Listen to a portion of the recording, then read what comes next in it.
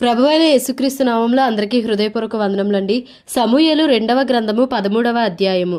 తరువాత దావీదు కుమారుడగు అబ్షాలోమునకు తామారనునొక సుందరవతియగు సహోదరియుండగా దావీదు కుమారుడగు అమ్నోను ఆమెను మోహించెను. తామారు కన్యయైనందున ఆమెకు ఏమి చేయవలనను దుర్లభమని అమ్నోను గ్రహించి చింతాక్రాంతుడై తన చెల్లెలైన తామారును బట్టి చిక్కిపోయెను. అమ్నోనునకు మిత్రుడొకడుండెను. అతడు దావీదు సహోదరుడైన షిమ్యా కుమారుడు. అతని పేరు యెహోనాదాబు. ఈ యెహోనాదాబు బహు కపటము గలవాడు. అతడు రాజకుమారుడవైన నీవు నానాటికి చిక్కిపోవుటకు హేతువేమి? సంగతి నాకు తెలియజెప్పవా అని అమ్నోనుతో అనగా, అమ్నోను, నా తమ్ముడగు అబ్షాలోము సహోదరి అయిన తామారును నేను మోహించియున్నానని అతనితో అనెను. యెహోనాదాబు, నీవు రోగివైనట్టు వేషము వేసుకొని నీ మంచము మీద పండుకొనియుండుము. నీ తండ్రి నిన్ను చూచుటకు వచ్చినప్పుడు నీవు నా చెల్లెలైన తామారు చేత సిద్ధపరచబడిన భోజనము నేను భుజించునట్లు ఆమె వచ్చి నేను చూచుచుండగా దానిని సిద్ధము చేసి నాకు పెట్టునట్లు సెలవిమ్మని అడుగుమని అతనికి బోధింపగా అమ్నోను పడక మీద పండుకొనెను. అమ్నోను కాయిలా పడినని రాజు అతని చూడవచ్చినప్పుడు అమ్నోను, నా చెల్లెలగు తామారు చేతి వంటకము నేను భుజించునట్లు ఆమె వచ్చి నేను చూచుచుండగా నా కొరకు 2 అప్పములు చేయుటకు సెలవిమ్మని రాజుతో మనవి చేయగా, దావీదు నీ అన్నయ్యగు అమ్నోను ఇంటికి పోయి అతని కొరకు భోజనము సిద్ధము చేయుమని తామారు ఇంటికి వర్తమానము పంపెను. కాబట్టి తామారు తన అన్నయ్యగు అమ్నోను ఇంటికి పోయెను. అతడు పండుకొని ఉండగా ఆమె పిండి తీసుకొని కలిపి అతని ఎదుట అప్పములు చేసి వాటిని కాల్చి బొరుసు పట్టుకొని అతనికి వడ్డింపగా అతడు, నాకు వద్దని చెప్పి ఉన్న వారందరూ నా యొద్ద నుండి అవతలకు పొండెనెను. వారందరూ బయటికి పోయిన తరువాత అమ్నోను, నీ చేతి వంటకము నేను భుజించినట్లు దానిని గదిలోనికి తెమ్మనగా తామారు తాను చేసిన అప్పములను తీసుకొని గది లోపలనున్న తన అన్నయ్యగు అమ్నోను నొద్దకు తీసుకొని వచ్చెను. అయితే అతడు భుజింపవలెనని ఆమె వాటిని తీసుకొని వచ్చినప్పుడు అతడు ఆమెను పట్టుకొని, నా చెల్లి రమ్ము, నాతో శయనించుము అని చెప్పగా ఆమె, నా అన్న, నన్ను అవమానపరచకుము, ఇలాగు చేయుట ఇశ్రాయేలీలకు తగదు, ఇట్టి జారకార్యము నీవు చేయవద్దు. నా అవమానము నేనెక్కడ దాచుకొందును? నీవును ఇశ్రాయేలీలలో దుర్మార్గుడ వగుదువు. అయితే ఇందును గూర్చి రాజుతో మాటలాడుము, అతడు నన్ను నీకియ్యకపోడు అని చెప్పినను అతడు ఆమె మాట వినక ఆమెను బలవంతము చేసి అవమానపరిచి ఆమెతో శయనించెను. అమ్నోను ఇలాగు చేసిన తరువాత ఆమె ఎడల అత్యధికమైన ద్వేషము పుట్టి అది వరకు ఆమెను ప్రేమించినంత కంటే అతడు మరి ఎక్కువగా ఆమెను ద్వేషించి లేచి పొమ్మని ఆమెతో చెప్పగా ఆమె, నన్ను బయటకు తోసివేయుట వలన నాకు నీవిప్పుడు చేసిన కీడు కంటే మరి ఎక్కువ కీడు చేయకుమని చెప్పినను అతడు ఆమె మాట వినక తన పనివారిలో ఒకరిని పిలిచి, దీనిని నా యొద్ద నుండి వెళ్ళగొట్టి తలుపు గడియ వేయుమని చెప్పెను. కన్యకలైన రాజకుమార్తెలు వివిధ వర్ణములు గల చీరలు ధరించువారు. ఆమె అట్టి చీర ఒకటి ధరించి ఉండెను. పనివాడు ఆమెను బయటికి వెళ్ళగొట్టి మరలా రాకుండానట్లు తలుపు గడియ వేసెను. అప్పుడు తామారు నెత్తిమీద బుగ్గి పోసుకొని తాను కట్టుకొనిన వివిధ వర్ణములు గల చీరను చింపి నెత్తిమీద చెయ్యి పెట్టుకుని ఏడ్చుచూ పోగా ఆమె అన్నయ్యగు అబ్షాలోము ఆమెను చూచి, నీ అన్నయ్యగు అమ్నోను నిన్ను కూడినాడు గదా, నా చెల్లి, నీవు ఊరకుండుము, అతడు నీ అన్నే గదా, ఇందును గూర్చి చింతపడవద్దనెను. కావున తామారు చెరుపబడినదై తన అన్నయ్యగు అబ్షాలోము ఇంట నుండెను. ఈ సంగతి రాజగు దావీదునకు వినబడినప్పుడు అతడు బహురౌద్రము తెచ్చుకొనెను. అబ్షాలోము తన అన్నయ్యగు అమ్నోనుతో మంచి చెడ్డలేమియూ మాటలాడక ఊరకుండెను గాని తన సహోదరియగు తామారును బలవంతము చేసినందుకై అతని మీద పగయుంచెను. 2 సంవత్సరములైన తరువాత ఎఫ్రాయిమునకు సమీపమందుండు బయల్షాసోరులో అబ్షాలోము గొర్రెలబొచ్చు కత్తిరించు కాలము రాగా అబ్షాలోము రాజకుమారులనందరినీ విందునకు పిలిచెను. అబ్షాలోము రాజునొద్దకు వచ్చి, చిత్తగించుము, నీ దాసుడనైన నాకు గొర్రెలబొచ్చు కత్తిరించు కాలము వచ్చెను. రాజవైన నీవును నీ సేవకులను విందునకు రావలెనని నీ దాసుడనైన నేను కోరుచున్నానని మనవి చేయగా రాజు, నా కుమారుడా, మమ్మను పిలువవద్దు, మేము నీకు అధిక భారముగా ఉందుము, మేమందరము రా తగదని చెప్పినను అబ్షాలోము రాజును బలవంతము చేసెను. అయితే దావీదు వెళ్ళనొల్లక అబ్షాలోమును దీవించి పంపగా అబ్షాలోము, నీవు రాకపోయిన ఎడల నా అన్నయ్యగు అమ్నోను మాతో కూడా వచ్చునట్లు సెలవిమ్మని రాజుతో మనవి చేసెను. అతడు నీ యొద్దకు ఎందుకు రావలెనని రాజు అడుగగా అబ్షాలోము అతని బతిమాలినందున రాజు అమ్నోనును తన కుమారులందరూ అతని యొద్దకు పోవచ్చునని సెలవిచ్చెను. అంతలో అబ్షాలోము, తన పనివారిని పిలిచి, అమ్నోను ద్రాక్షారసము వలన సంతోషి అయ్యుండుట మీరు కనిపెట్టియుండి అమ్నోనును హతము చేయుడని నేను మీతో చెప్పునప్పుడు భయపడక అతని చంపుడి. నేను గదా మీకు ఆజ్ఞ ఇచ్చియున్నాను. ధైర్యము తెచ్చుకొని పౌరుషము చూపుడి అని గట్టిగా ఆజ్ఞ ఇచ్చెను. అబ్షాలోము ఇచ్చిన ఆజ్ఞ చొప్పున వారు చేయగా రాజకుమారులందరూ లేచి తమ కంచెరగాడిదల నెక్కి పారిపోయిరి. వారు మార్గములో ఉండగానే ఎక్కడనూ లేకుండా రాజకుమారులను అందరినీ అబ్షాలోము హతము చేసెనని దావీదునకు వార్త రాగా అతడు లేచి వస్త్రములు చింపుకొని నేల పడియుండెను. మరియు అతని సేవకులందరూ వస్త్రములు చింపుకొని దగ్గర నిలువబడి ఉండిరి. దావీదు సహోదరుడైన షిమ్యాకు పుట్టిన యెహోనాదాబు దీనిని చూచి, రాజకుమారులైన యవనులనందరినీ వారు చంపిరని నా ఏళ్లవాడవగు నీవు తలంచవద్దు. అమ్నోను మాత్రమే మరణమాయెను. ఏలయనగా అతడు అబ్షాలోము చెల్లెలైన తామారును బలవంతము చేసిన నాట నుండి అబ్షాలోము అతని చంపవలెనను తాత్పర్యముతో ఉండెనని అతని నోటి మాటను బట్టి నిశ్చయించుకొనవచ్చును. కాబట్టి నా ఏళ్లవాడవగు నీవు రాజకుమారులందరూ మరణమైరని తలచి విచారపడవద్దు. అమ్నోను మాత్రమే మరణమాయనెను. అబ్షాలోము ఇంతకు ముందు పారిపోయి ఉండెను. కావలియున్న పనివాడు ఎదురుచూచుచున్నప్పుడు తన వెనుక కొండ ప్రక్కనున్న మార్గమున వచ్చుచున్న అనేక జనులు కనబడిరి. యెహోనాదాబు, అదిగో రాజకుమారులు వచ్చియున్నారు, నీ దాసుడనైన నేను చెప్పిన ప్రకారముగానే ఆయనని రాజుతో చెప్పెను. అతడు ఆ మాటలాడ చాలింపగానే రాజకుమారులు వచ్చి బిగ్గరగా ఏడవసాగిరి. రాజును అతని సేవకులందరూ దీనిని చూచి బహుగా ఏడ్చిరి. అయితే అబ్షాలోము పారిపోయి అమీహూదు కుమారుడైన తల్మయ్యను గెషూరు రాజునొద్ద చేరెను. దావీదు అనుదినమును తన కుమారుని కొరకు అంగలార్చుచుండెను. అబ్షాలోము పారిపోయి గెషూరునకు వచ్చి అక్కడ 3 సంవత్సరములున్న తరువాత రాజైన దావీదు అమ్నోను మరణమాయననుకొని అతనిని గూర్చి యోదార్పు పొందినవాడై అబ్షాలోమును పట్టుకొనవలెనన్న ఆలోచన మానెను. సమూయేలు 2వ గ్రంథము 14వ అధ్యాయము. రాజు అబ్షాలోము మీద ప్రాణము పెట్టుకొని ఉన్నాడని సెరూయా కుమారుడైన యోవాబు గ్రహించి తెకోవ నుండి యుక్తిగల యొక్క స్త్రీని పిలువనంపించి ఏడ్చుచున్న దానవైనట్టు నటించి దుఃఖవస్త్రములు ధరించుకొని తైలము పూసి కొనక బహుకాలము దుఃఖపడిన దానివలె నుండి నీవు రాజునొద్దకు వచ్చి ఈ ప్రకారము మనవి చేయవలనని దానికి బోధించెను. కాగా తెకోవా ఊరి స్త్రీ రాజునొద్దకు వచ్చి సాగిలపడి నమస్కారము చేసి, రాజా రక్షించు మనగా, రాజు నీకేమి కష్టము వచ్చెనని అడిగెను. అందుకు ఆమె, నేను నిజముగా విధవరాలను, నా పెనిమిటి చనిపోయెను. నీ దాసినైన నాకు 2 కుమారులు ఉండిరి. వారు పొలములో పెనుగులాడుచుండగా విడిపించువాడెవడనూ లేకపోయినందున వారిలోనొకడు రెండవ వాని కొట్టి చంపెను.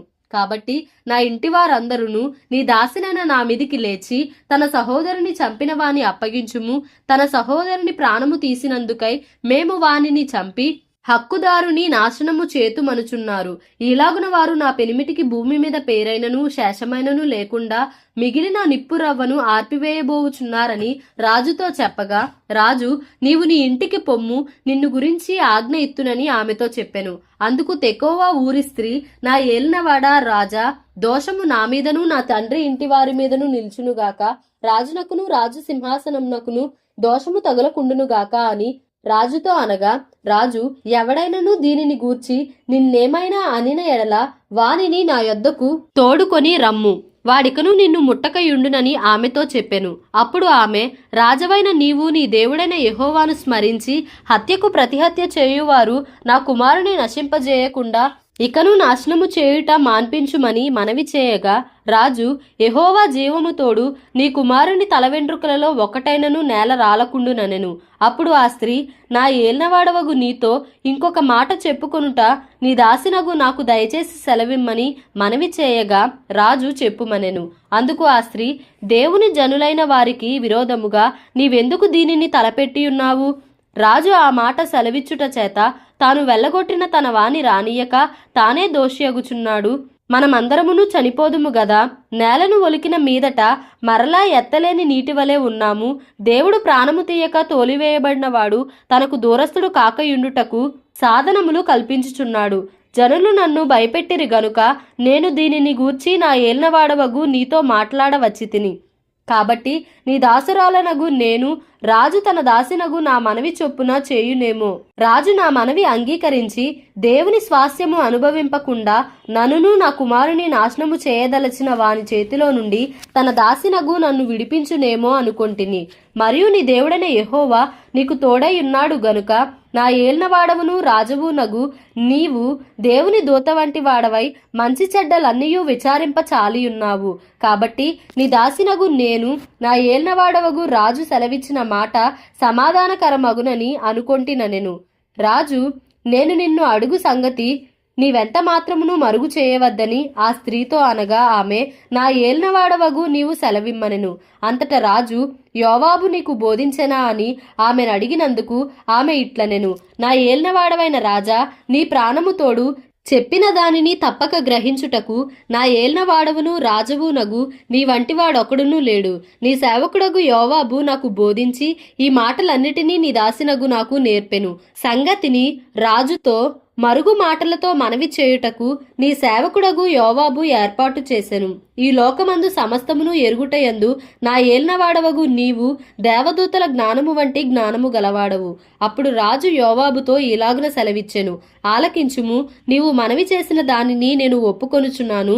తరువాత యవనుడగు అబ్షాలోమును రప్పింపుమని అతడు సెలవీయగా యోవాబు సాష్టాంగ నమస్కారము చేసి రాజును స్తుతించి, రాజవగు నీవు నీ దాసుడనైన నా మనవి అంగీకరించినందున నా ఏల్నవాడవగు నీ వలన నేను అనుగ్రహము నొందితినని నాకు తెలిసెనని చెప్పి లేచి గెషూరునకు పోయి అబ్షాలోమును యెరూషలేమునకు తోడుకుని వచ్చెను. అయితే రాజు అతడు నా దర్శనము చేయక తన ఇంటికి పోవలెనని ఉత్తరువు చేయగా అబ్షాలోము రాజదర్శనము చేయక తన ఇంటికి పోయెను. ఇశ్రాయేలీలందరిలో అబ్షాలోమంత సౌందర్యము గలవాడు ఒకడునూ లేడు. అరికాలు మొదలుకొని తల వరకు ఏ లోపమును అతని యందు లేకపోయెను. తన తల వెంట్రుకలు భారముగా నున్నందున ఏటేటా అతడు వాటిని కత్తిరించుచూ వచ్చెను. కత్తిరించినప్పుడెల్లా వాటి ఎత్తు రాజు తూనికను బట్టి 200 తులములాయెను. అబ్షాలోమునకు 3 కుమారులను తామారు అనునొక కుమార్తెయు పుట్టిరి. ఆమె బహు సౌందర్యవతి. అబ్షాలోము 2 నిండు సంవత్సరములు యెరూషలేములో నుండి రాజదర్శనము చేయకయుండగా యోవాబును రాజునొద్దకు పంపించుటకై అబ్షాలోము అతనిని పిలువనంపినప్పుడు యోవాబు రానొల్లకయుండెను.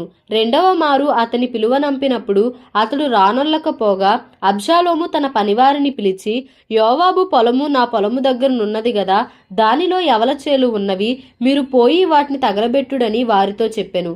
అబ్షాలోము పనివారు ఆ చేలు తగలబెట్టగా యోవాబు చూచి లేచి అబ్షాలోము ఇంటికి వచ్చి, నీ పనివారు నా చేలు తగలబెట్టిరేమని అడుగగా అబ్షాలోము యోవాబుతో ఇట్లనెను, గెషూరు నుండి నేను వచ్చిన ఫలమేమి? నేను అచ్చటనే యుడుట మేలని నీ ద్వారా రాజుతో చెప్పుకొనుటకై రాజునొద్దకు నిన్ను పంపవలెనని నేను నిన్ను పిలిచి తిని. రాజదర్శనము నేను చేయవలెను. నా యందు దోషము కనబడిన ఎడల రాజు నాకు మరణశిక్ష విధింపవచ్చును. అంతట యోవాబు రాజునొద్దకు వచ్చి ఆ సమాచారము తెలుపగా రాజు అబ్షాలోమును పిలువనంపించెను. అతడు రాజునొద్దకు వచ్చి రాజు సన్నిధిని సాష్టాంగ నమస్కారము చేయగా రాజు అబ్షాలోమును ముద్దు పెట్టుకునెను. సమూయేలు 2వ గ్రంథము 15వ అధ్యాయము.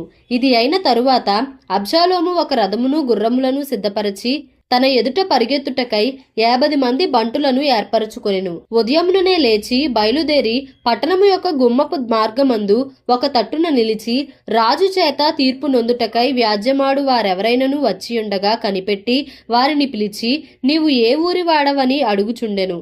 నీ దాసుడననే నేను ఇశ్రాయేలుల గోత్రములలో ఫలాని దానికి చేరిన వాడనని వాడు చెప్పగా అబ్షాలోము, నీ వ్యాజ్యము సరిగాను న్యాయముగాను ఉన్నది గాని దానిని విచారించుటకై నియమింపబడిన వాడు రాజునొద్ద ఒకడును లేడని చెప్పి, నేను ఈ దేశమునకు న్యాయాధిపతిన యుండుట ఎంత మేలు.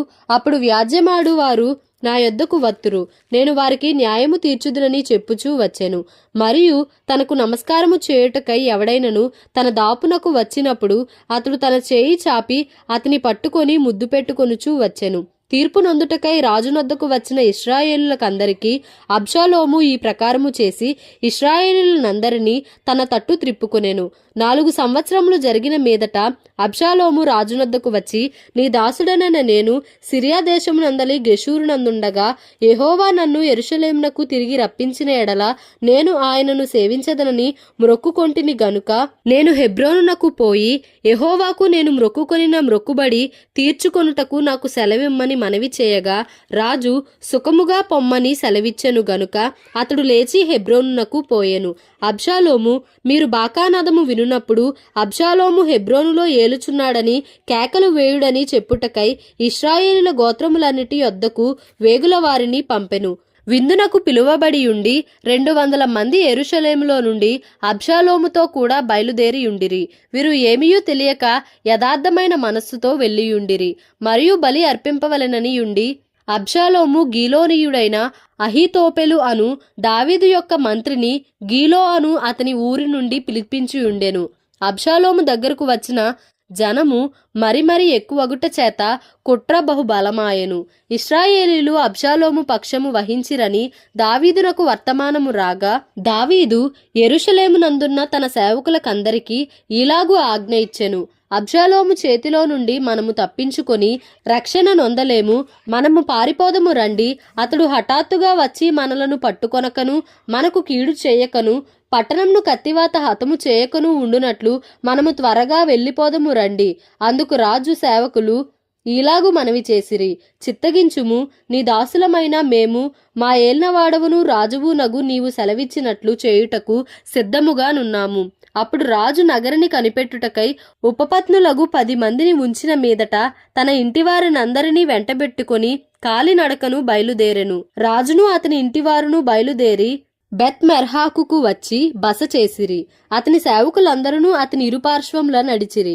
కెరేతీయులందరూ పెలేతీయులందరూ గాతు నుండి వచ్చిన 600 మంది గిత్తీయులను రాజునకు ముందుగా నడుచుచుండిరి. రాజు గిత్తీయుడగు ఇత్తయిని కనుగొని, నీవు నివాస స్థలము కోరు పరదేశివై ఉన్నావు, నీవెందుకు మాతో కూడా వచ్చుచున్నావు? నీవు తిరిగిపోయి రాజున్న స్థలమున ఉండుము.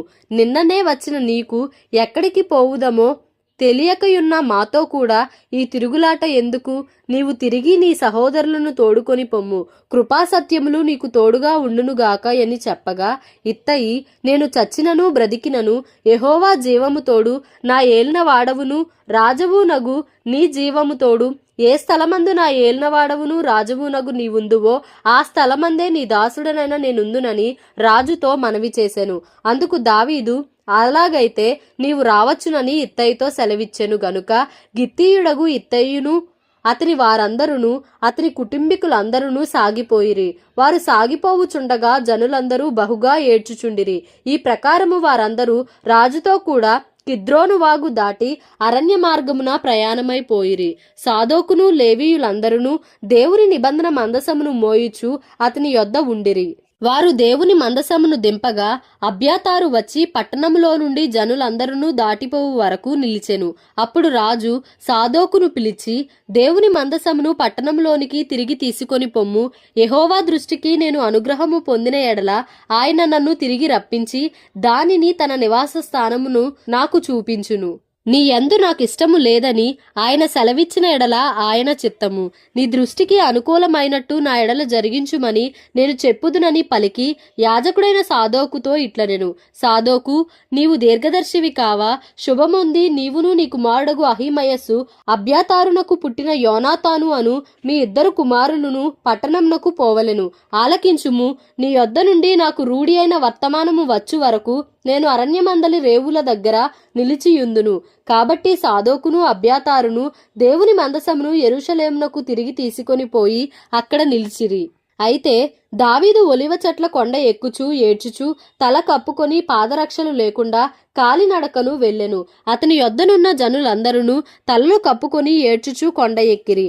అంతలో ఒకడు వచ్చి అబ్షాలోము చేసిన కుట్రలో అహీతోపెలు చేరియున్నాడని దావీదునకు తెలియజేయగా దావీదు యెహోవా అహీతోపెలు యొక్క ఆలోచనను చెడగొట్టుమని ప్రార్థన చేసెను.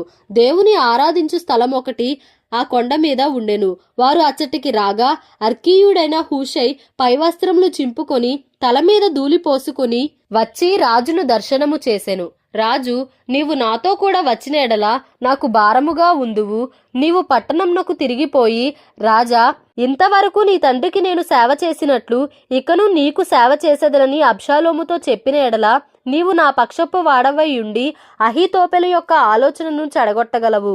అక్కడ యాజకులైన సాదోకును అబ్యాతారును నీకు సహాయులుగా ఉందురు. కాబట్టి రాజనగరి యందు ఏదైనను జరుగుట నీకు వినబడిన ఎడల యాజకుడైన సాదోకుతోనూ అబ్యాతారుతోనూ దాన్ని చెప్పవలెను. సాదోకు కుమారుడైన అహిమయస్సు, అబ్యాతారు కుమారుడైన యోనాతాను అను వారి 2 కుమారులు అచ్చటనున్నారు. నీకు వినబడినదంతయు వారి చేత నా యొద్దకు వర్తమానము చేయుమని చెప్పి అతనిని పంపివేశెను.